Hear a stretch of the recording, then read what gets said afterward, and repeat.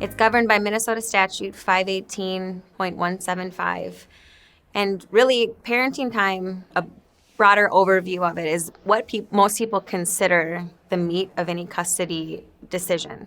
It is what time each parent is scheduled to be with the child. A lot of times when parties talk about 50-50 custody, what they're talking about is who is the child with day to day. They're really talking about parenting time, the parenting time schedule. For example, one person could still have sole legal custody, but you can have shared parenting time if the child spends time with both parents. The parenting time schedule is decided based on the statutory best interest factors of the child.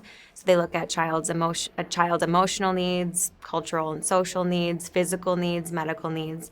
They look at the parent's mental health or physical health, different educational needs of the child. It's really a whole holistic picture of a child and what makes the most sense in that child-specific circumstance, which amount of time to spend with each parent.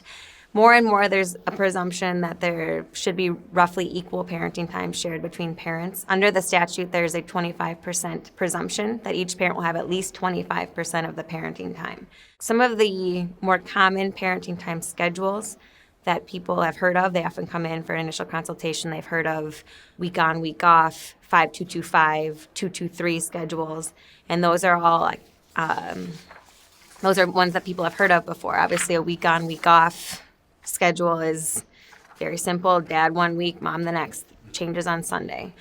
But then there's the 5-2-2-5, where each week dad knows he always has Monday and Tuesday. Mom knows she always has Wednesday and Thursday, and they switch off the weekend. The child is with one parent for 5 days, then the next parent for 2, next parent for 2, next parent for 5, and so on and so forth. This is a very stable schedule. Mom knows she always has Wednesday, Thursday. Dad knows he always has Monday, Tuesday. It's also nice for the child, too, the stability in the schedule. Obviously, you go 5 days without seeing the other parent sometimes, though. So an alternative for younger children is the 2-2-3 schedule, where you go from one parent for 2 days to the next parent for 2 days, the next parent for 3, and so on.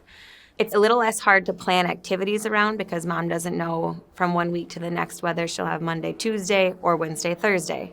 But it's nice for the kids, especially younger kids, because you see each parent more frequently for shorter periods of time. Parenting time, there's been a lot of research by child development specialists as to frequency and length of time that each parent should have with the child, and a lot of times it's based on age of the child and the behavioral development of the child.